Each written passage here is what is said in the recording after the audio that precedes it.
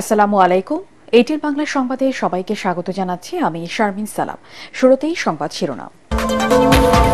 গুমের ঘটনায় নির্দেশদাতা হিসেবে শেখ হাসিনার সম্পৃক্ততা পেয়েছে তদন্ত কমিশন। প্রধান উপদেষ্টার কাছে অন্তর্বর্তী প্রতিবেদন জমা, র্যাব বিলুপ্তির সুপারিশ।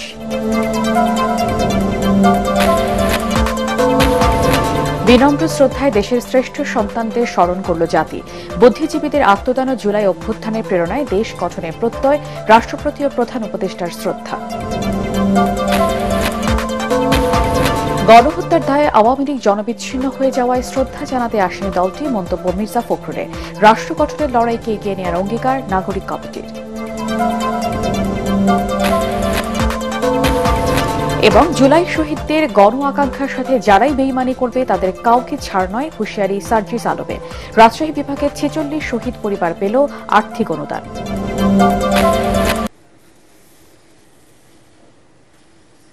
শুনছিলেন সংবাদ শিরোনাম, এবারে বিস্তারিত। গুমের ঘটনায় নির্দেশদাতা হিসেবে সাবেক প্রধানমন্ত্রী শেখ হাসিনার সম্পৃক্ততা পেয়েছে গুম সংক্রান্ত তদন্ত কমিশন। রাষ্ট্রীয় অতিথি ভবন যমুনায় প্রধান উপদেষ্টা ড মোহাম্মদ ইউনূসের কাছে অন্তর্বর্তী প্রতিবেদন জমা দিয়েছে কমিশন। একই সাথে র্যাব বিলুপ্তির সুপারিশ করা হয়েছে। রিপোর্ট করছেন Monir Hossain Tapu. Unfolding the truth শিরোনামে অন্তর্বর্তী প্রতিবেদন জমা দিয়েছে গুম সংক্রান্ত তদন্ত কমিশন। এ পর্যন্ত ১৬৭৬টি অভিযোগের মধ্যে ৭৫৮ জনের অভিযোগ যাচাই বাছাই করা হয়েছে। গুমের ঘটনায় নির্দেশদাতা হিসেবে সাবেক প্রধানমন্ত্রী শেখ হাসিনার সম্পৃক্ততা পেয়েছে কমিশন। এছাড়াও হাসিনা প্রশাসনের বেশ কয়েকজন ঊর্ধ্বতন কর্মকর্তারও সম্পৃক্ততা পাওয়া গেছে।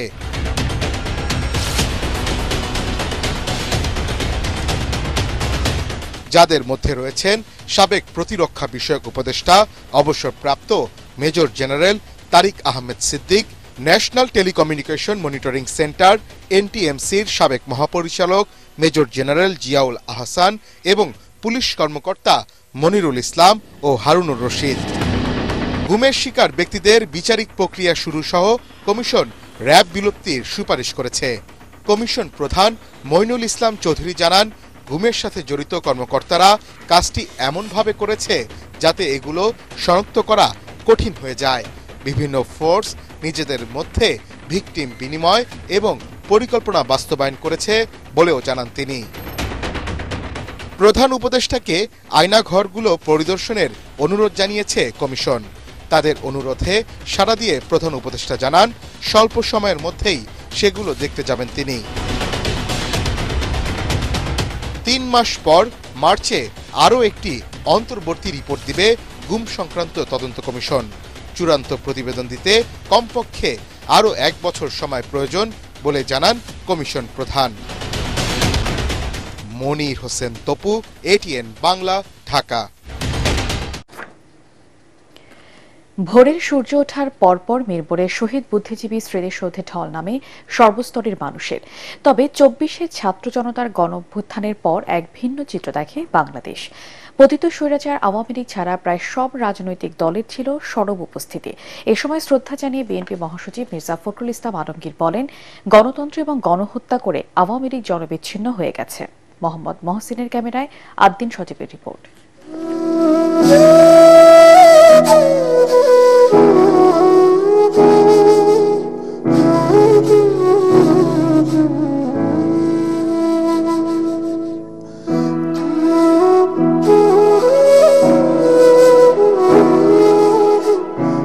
যাদের বুদ্ধিবৃত্তিক চর্চায় এসেছে বাংলাদেশের স্বাধীনতা, আমরা পেয়েছি এই লাল সবুজের পতাকা, তাদের কি করে ভুলবে এ জাতি।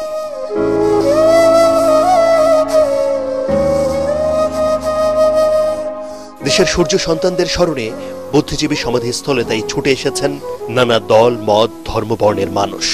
কর্তৃত্ববাদের যে উত্থান মাঝে মাঝে হয়েছে, ফলে আমাদের ধারাবাহিকতা বিচ্ছিন্ন হয়েছে, আমাদের গতিটা কিছুটা স্তব্ধ হয়েছে। রাজনৈতিক দলগুলো ন্যূনতম গণতান্ত্রিক বাংলাদেশ প্রতিষ্ঠার ক্ষেত্রে যে ঐক্য, সে ঐক্য বজায় রাখবে, কেননা ফ্যাসিস্টরা এখনো তৎপর আছে। গোটা জাতি গভীর শ্রদ্ধায় স্মরণ করলেও 2024-এর বুদ্ধিজীবী দিবস এসেছে এক ভিন্ন প্রেক্ষাপটের মধ্য দিয়ে। ছাত্র জনতার রক্তের বিনিময়ে আওয়ামী দুঃশাসনের পতন হয়েছে এই বাংলায়। যে আকাঙ্ক্ষা এবং যে প্রতিশ্রুতির কারণে মুক্তিযুদ্ধ হয়েছিল সেটা পরবর্তীতে যারাই ক্ষমতায় এসেছে তারা কখনো এটা বাস্তবায়ন করেনি। তার মধ্যে সিংহভাগ দায় আওয়ামী লীগকে নিতে হবে। আমরা একটি ভূখণ্ড পেয়েছি, সুতরাং কোনোভাবেই ৭১-এর সাথে ২৪কে বিতর্কিত করবেন না। বিএনপি এবং তার অঙ্গ ও সহযোগী সংগঠন, গণ অধিকার পরিষদ, গণসংহতি আন্দোলন সহ ফেসিবাদ বিরোধী প্রায় সব রাজনৈতিক দলের সরব উপস্থিতি থাকলেও অনেকটা স্বাভাবিকভাবেই দেখা মেলেনি আওয়ামী লীগের কোনো ব্যানার। যারা গণতন্ত্রকে হত্যা করেছে, যারা মানুষকে হত্যা করেছে, গণতান্ত্রিক স্বাধীনতা মানুষদেরকে যারা স্বাধীনতায় বিক্রি করে দিয়েছে, তারা অবশ্যই জনগণ থেকে বিচ্ছিন্ন হয়ে গেছে। সঙ্গত কারণেই আজকে তারা সেখানে অনুপস্থিত। ১৯৭১ থেকে ২০২৪ সময়টা অনেক। এবার মুক্তিযুদ্ধের আসল ইতিহাসের ঝকঝকে চেহারা দেখতে চায় বাংলাদেশ। স্বাধীনতার অনেকটা বছর হয়ে গেছে, কিন্তু এখনো বৈষম্যহীন বাংলাদেশের জন্য জীবন বাজি রাখতে হয় এদেশের ছাত্র, শ্রমিক, জনতা সবাইকে। কিন্তু কেন এমন জুলাই বিপ্লব করতে হবে একটা সুন্দর বাংলাদেশের জন্য, যেখানে বৈষম্য থাকবে না? এই প্রশ্নটা যখন উঠছে তখন সবাই মনে করেন আর নয়, আর একটা প্রাণও যেন না ঝরে। সবাই মিলে, সব রাজনৈতিক দল মত পার্থক্য থাকতে পারে, কিন্তু ভিন্নতা থাকলেও সবাই এক হয়ে দেশের প্রয়োজনে দেশকে এগিয়ে নেওয়ার জন্য কাজ করে যাবে। তাহলেই এই বাংলাদেশ হবে আমাদের কাঙ্ক্ষিত বাংলাদেশ। অদ্দিন সজীব, এটিএন বাংলা, ঢাকা। ২৪-এর চেতনায় মুক্তিযুদ্ধকে অনুপ্রেরণা হিসেবেই দেখছে ছাত্র প্রতিনিধিরা। এই দুয়ের মাঝে কোনো বিভেদ নেই বলে জানান তারা। মিরপুরের শহীদ বুদ্ধিজীবী স্মৃতিসৌধে শ্রদ্ধা জানাতে এসে জাতীয় নাগরিক কমিটির নেতারা বলেন, শহীদ বুদ্ধিজীবীদের স্বপ্নকে ধারণ করে রাষ্ট্র গঠনের লড়াইকে এগিয়ে নিতে হবে, যার কারণে সবাইকে ঐক্যবদ্ধ থাকারও আহ্বান জানান তারা। বিস্তারিত মাজহারুল হক মুহাজিরের রিপোর্টে।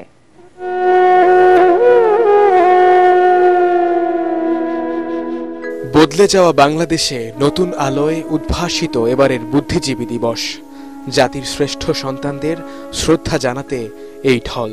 দাম দিয়ে কিনেছি বাংলা।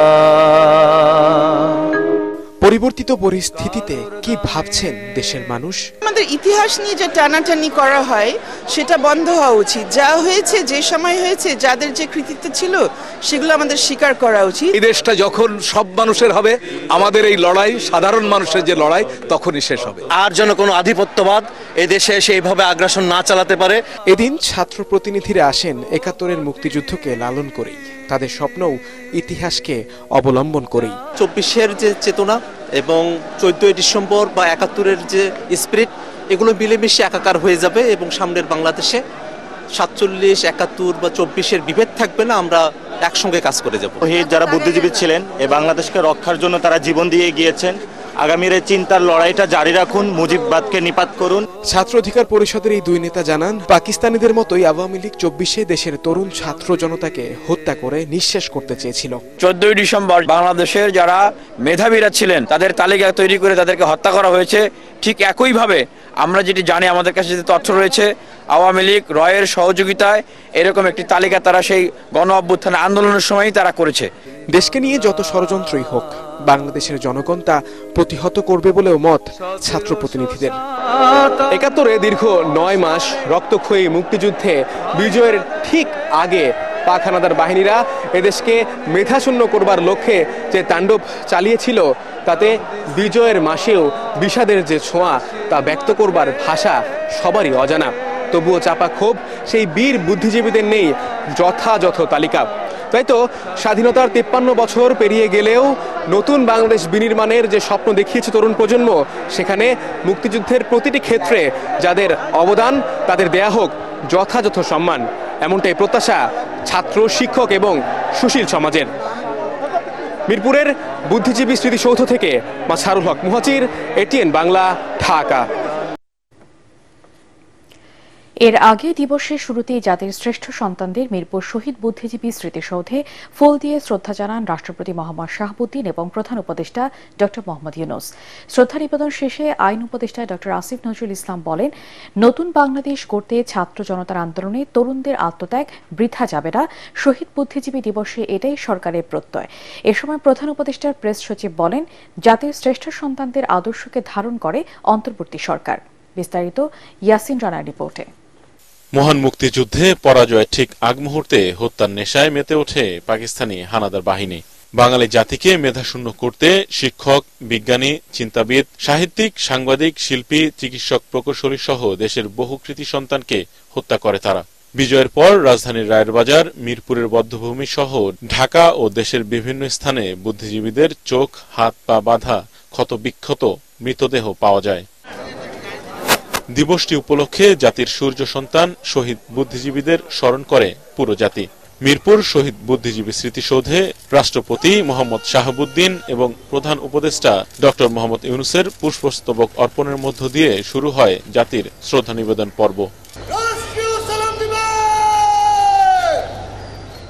এ সময় তারা জাতির শ্রেষ্ঠ সন্তানদের শ্রদ্ধা জানিয়ে সেখানে কিছুক্ষণ নীরবে দাঁড়িয়ে থাকেন।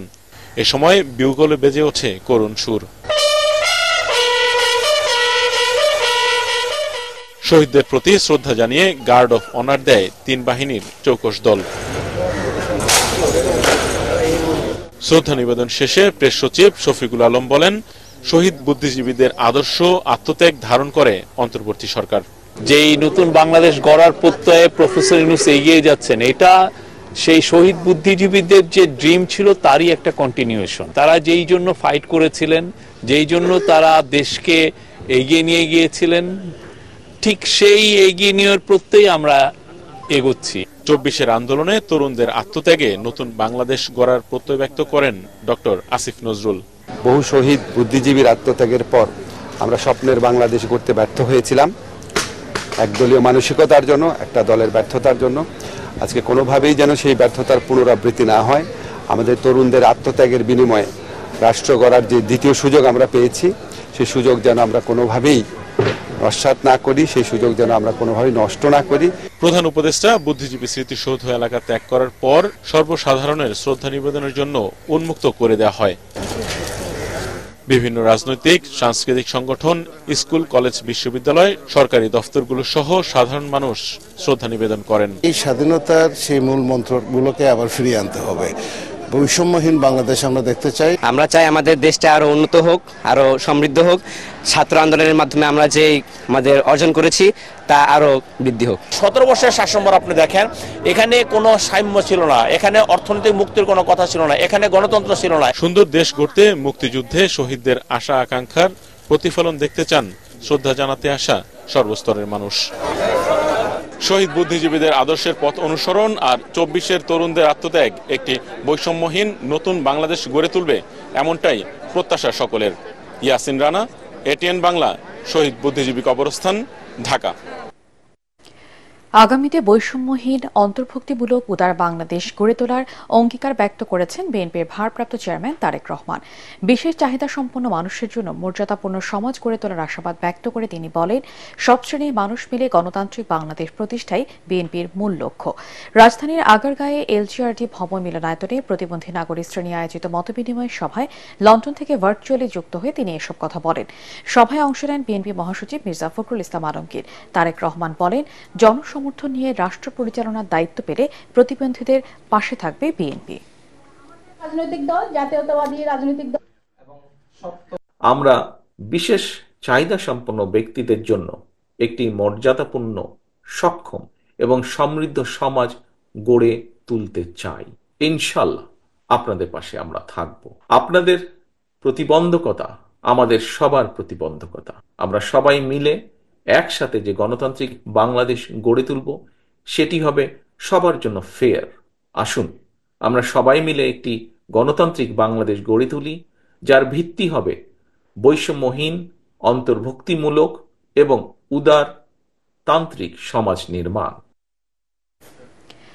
বিজয়ের আগ মুহূর্তে ভারত বুদ্ধিজীবী হত্যা করেছিল বলে মন্তব্য করেছেন জামাত নেতারা। তারা বলেন, পরিকল্পিত হত্যাকাণ্ডে সহযোগী ছিল আওয়ামী লীগ।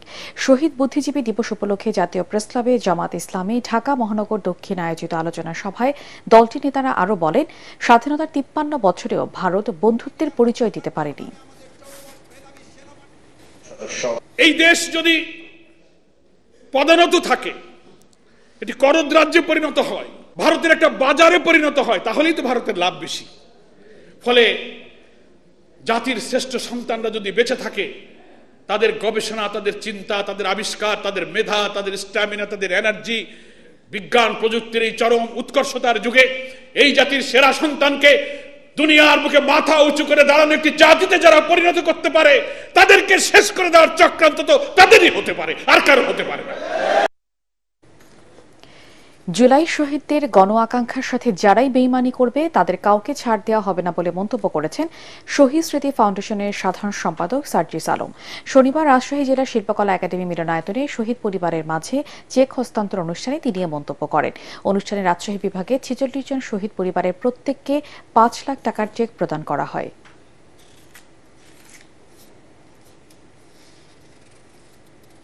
আমরা শুধু ভারতকে একটি জিনিসই বলে দিতে চাই, আপনাদের সাথে আমাদের সম্পর্ক কি হবে সেটা আপনারা আপনাদের কাজের মাধ্যমে নির্ধারণ করবেন।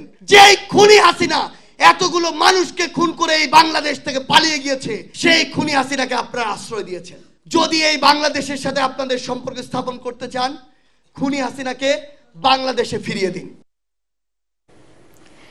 লাখো পর্যটকের পদচারণায় মুখরিত কক্সবাজার সমুদ্র সৈকত। সাপ্তাহিক ছুটি সহ ১৬ ডিসেম্বর পর্যন্ত টানা ৪ দিনের ছুটি থাকায় সমুদ্র সৈকতে নেমেছে পর্যটকের ঢল। ৫ শতাধিক হোটেল মোটেলের খালি নেই কোনো রুম। পর্যটকদের জন্য বাড়ানো হয়েছে নিরাপত্তা। কক্সবাজার জেলার প্রতিনিধি মোয়াজ্জেম হোসেন শাকিলের রিপোর্ট, জানাচ্ছেন মুশফিকুর রহমান।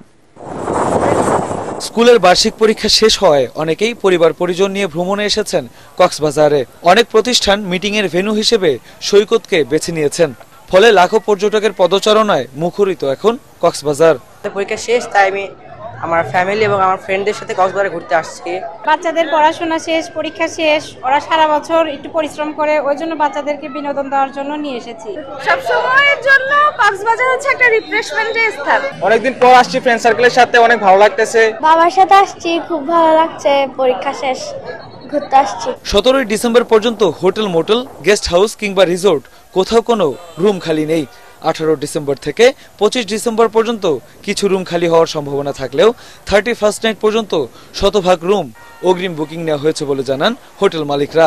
আগামী 10 দিন সৈকতে অন্তত 7 লাখ পর্যটকের সমাগম ঘটবে বলে ধারণা করছেন হোটেল মালিকরা। এমন অনাকাঙ্ক্ষিত ঘটনা ব্যতীত আমরা ইনশাআল্লাহ এই ডিসেম্বর পাস করতে পারবো। এবং শুধু ডিসেম্বর নয়, এখন থেকে মার্চ পর্যন্ত 30 মার্চ পর্যন্ত কক্সবাজার পর্যটন নগরী পর্যটনে ভরপুর থাকার সম্ভাবনা দেখা দিয়েছে। পর্যটকদের নিরাপত্তার স্বার্থে টুরিস্ট পুলিশের টহল দ্বিগুণ করা হয়েছে, পাশাপাশি গাইড হিসেবেও কাজ করছে টুরিস্ট পুলিশ। আমরা পর্যটকদের সার্বিক নিরাপত্তার জন্য আমরা এই 3 জায়গায়, বিশেষ করে লাবণী পয়েন্ট, সুগন্ধা এবং কলাতলি পয়েন্টে আমরা স্পেশাল মোবাইল পার্টি দিয়েছি।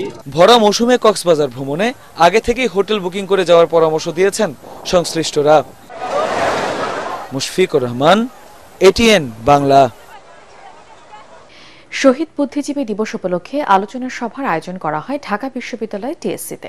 সভায় বিশ্ববিদ্যালয়ের উপাচার্য অধ্যাপক রিয়াজ আহমেদ খান বলেন, প্রতিটি মানুষ নিজ নিজ জায়গা থেকে দেশের স্বাধীনতাকে রক্ষা করতে পারলেই শহীদের রক্তের ঋণ কিছুটা হলেও শেষ হবে বলে জানান তিনি।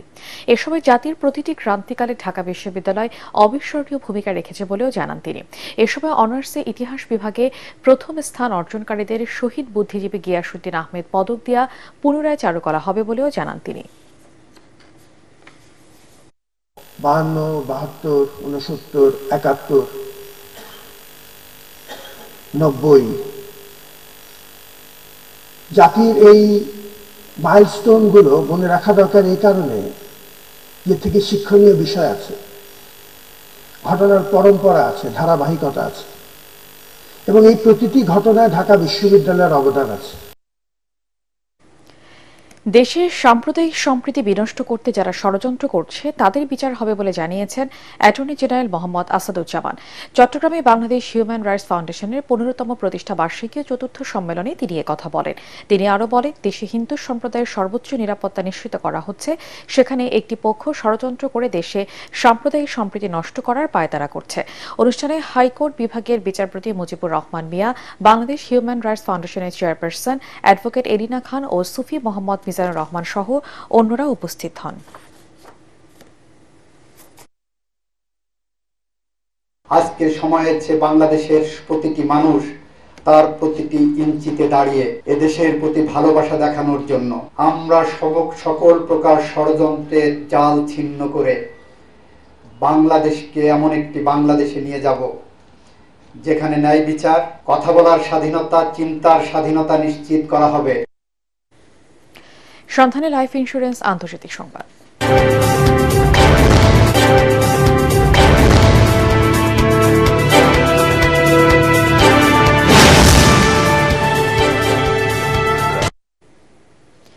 অবশেষে বরখাস্ত হলেন দক্ষিণ কোরিয়ার প্রেসিডেন্ট ইউন সুক ইউল।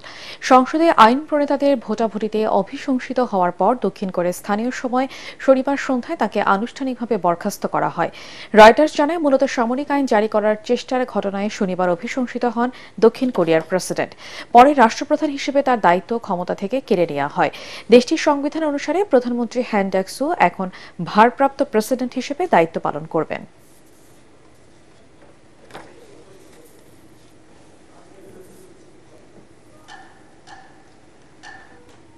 এবারে পার্টেক্স খেলার খবর।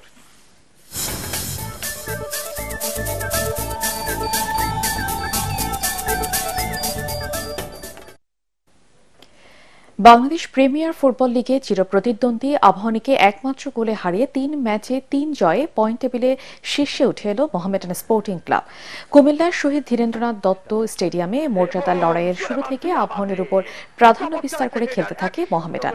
তবে প্রথমার্ধের খেলা শেষের ইনজুরি টাইমে অধিনায়ক সুলেমান দিয়াবাতের গোলে লিড নেয় সাদা কালো শিবির। দ্বিতীয়ার্ধে গোল শোধের চেষ্টায় বেশ কয়েকবার মোহামেডান শিবিরে হানা দেয় আবাহনী। খেলা শেষের ইনজুরি টাইমে গোল শোধ করে তারা, কিন্তু অফসাইডের কারণে রেফারি তা বাতিল করে দেন। শেষ পর্যন্ত 1 গোলে জয় নিয়ে মাঠ ছাড়ে মোহামেডান। এতে টানা 6 ম্যাচে মোহামেডানের বিপক্ষে জয় বঞ্চিত রইল আকাশী হলুদ শিবির।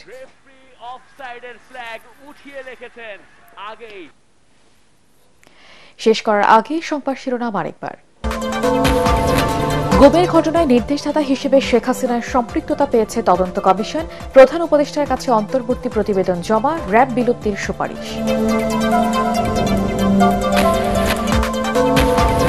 বিনম্র শ্রদ্ধায় দেশের শ্রেষ্ঠ সন্তানদের স্মরণ করল জাতি। বুদ্ধিজীবীদের আত্মদান ও জুলাই অভ্যুত্থানের প্রেরণায় দেশ গঠনের প্রত্যয়, রাষ্ট্রপতি ও প্রধান উপদেষ্টার শ্রদ্ধা। গণহত্যার দায়ে আওয়ামী লীগ জনবিচ্ছিন্ন হয়ে যাওয়ায় শ্রদ্ধা জানাতে আসেনি দলটি, মন্তব্য মির্জা ফখরুলের। রাষ্ট্র গঠনের লড়াইকে এগিয়ে নেওয়ার অঙ্গীকার নাগরিক কমিটির।